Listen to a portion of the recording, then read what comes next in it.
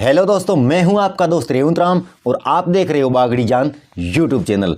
चलिए दोस्तों, आज मैं आपको देश के महान 3 कथावाचकों से मिलाता हूं जो कि मंचों के ऊपर बैठ करके सरेआम झूठ फैलाते हैं। और सबसे बड़ी बात तो ये है कि सामने जो भक्त लोग बैठे होते हैं ना, वो इनकी वाहवाही करते नहीं थकते और इनके लिए तालियों की गड़गड़ाहट है वो मंचों के ऊपर गूंजती रहती है और बाबाओं के नाम के जयकारे लगते रहते हैं। तो सबसे पहले मैं आपकी मुलाकात करवाता हूँ अनिरुद्धाचार्य से। ये कितने बड़े कथावाचक है, इनके बारे में ज़्यादा बताने की ज़रूरत नहीं है क्योंकि बहुत लोग इनके बारे में जानते हैं और ज़्यादातर ये सोशल मीडिया के ऊपर एक्टिव रहते हैं। तो सबसे पहले मैं आपको मिलवाता हूं अनिरुद्धाचार्य से। क्या कहते हैं सुनिए। राधे राधे महाराज जी। हाँ बेटा मेरा ये प्रश्न था, वृंदावन में राधा रानी तो इतनी मीठी है, पर यहाँ का पानी क्यों खारा है? क्योंकि राधा रानी जब भगवान कृष्ण गए ना, तो ब्रज में सभी लोग भगवान की याद में इतना रोए कि उनके आंसुओं से ये पूरी धरती गीली हो गई।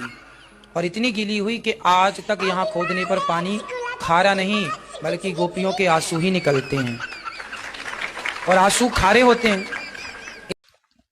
आया समझ में? आंसू खारे होते हैं तो वहाँ का पानी खारा है। यानी कि भगवान कृष्ण वहाँ से गए थे, उनके बाद में राधा रानी रोई थी और जैसे ही गोपियाँ और राधा रानी रोई तो उन राधा रानियों का, गोपियों का आंसू है वही वहाँ से निकलता है, यानी कि पानी निकलता ही नहीं है। तो इस वजह से वहाँ का पानी खारा है। किस तरह से बाबा जी ने इस सवाल का जवाब दिया है और किस तरह से इसको सही से बैठाया है। लेकिन सोचने वाली बात तो ये है कि जितने भी इस पंडाल के अंदर लोग बैठे हैं उन सबको ये यकीन भी हो गया कि वास्तव में राधा रानी और गोपियों के आंसू ही निकल रहे हैं, वहाँ पे कोई वृंदावन की धरती में पानी है ही नहीं।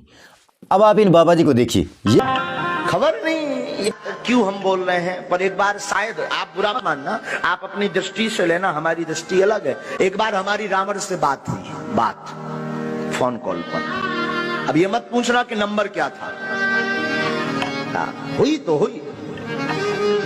एक बार हमारी रावण से बात हुई, हमने कहा क्यों दशानंद जी माय डियर कैसे हो?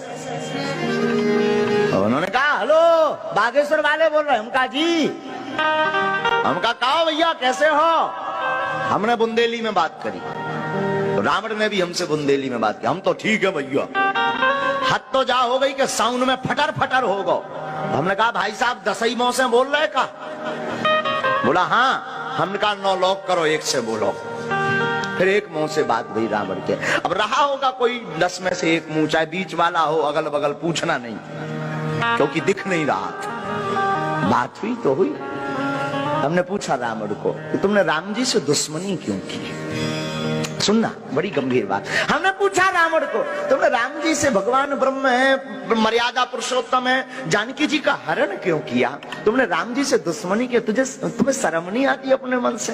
ब्राह्मण हो करके ब्राह्मणों की नाक कटा रहे हर बार, इसीलिए तो तुम जलते हो, इसीलिए तो।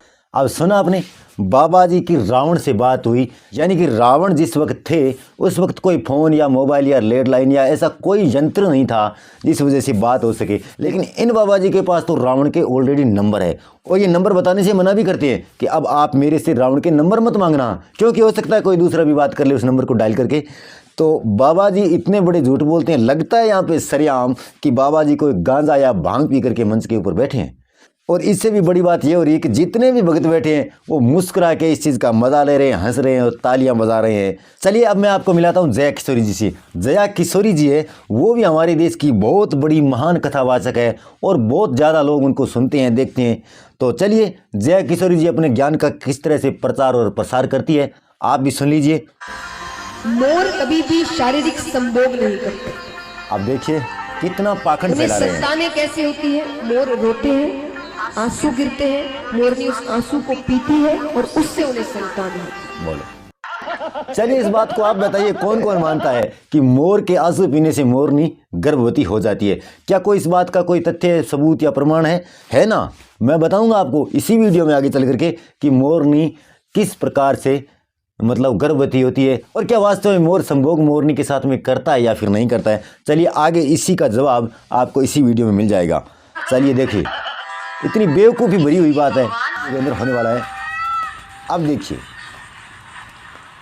ये कुछ इस प्रकार से होता है मोर का, आपकी आंखों के सामने है, ये कोई झूठ नहीं है। लेकिन जो जया किशोरी जी है उनको तो यही लगता है कि मोर कभी शारीरिक संभोग नहीं करता, और जो मोरनी जो गर्भवती होती है वो मोर के आंसू पीने से होती है। अरे इनको कौन समझाए कि आंसू पीने से कोई गर्भवती होता है क्या। तो इस प्रकार के महाज्ञानी हमारे देश के अंदर बहुत सारे पड़े हैं, इनकी वीडियो बहुत ज़्यादा वायरल होती रहती है। और सबसे बड़ी बात तो ये है कि हमारे देश के लोग इन वीडियोज़ को देखते हैं और इनके ऊपर बिलीव करते हैं, और सबसे ज़्यादा इनको सपोर्ट भी करते हैं। अब आप सोचते होंगे कि इस प्रकार से झूठ फैलाना और इस प्रकार से लोगों को पाखंड में डालना, इस प्रकार का काम ये बाबा लोग क्यों करते हैं और इसके पीछे का मकसद क्या है। तो चलिए इस बात को भी ये बाबा जी खुद बताएंगे कि इस प्रकार की बातें क्यों करते हैं। चलिए देखते हैं पंडित धीरेन्द्र शास्त्री जी इस बारे में क्या कहते हैं। हम जात से ब्राह्मण है, ब्राह्मण का धर्म है दान लेना, दान देना, यज्ञ करना, यज्ञ कराना, वेद पढ़ना, वेद पढ़ाना। 30 कर्माणि ब्राह्मणा। तुम अपना मकान, फ्लैट, बंगला, घोड़ा, गाड़ी, सोना, चांदी, बैंक की एफडी खुलना, रुपया, बंदे रुपया, लुगाई लड़का भर छोड़ के सब हमारे नाम करवा सका।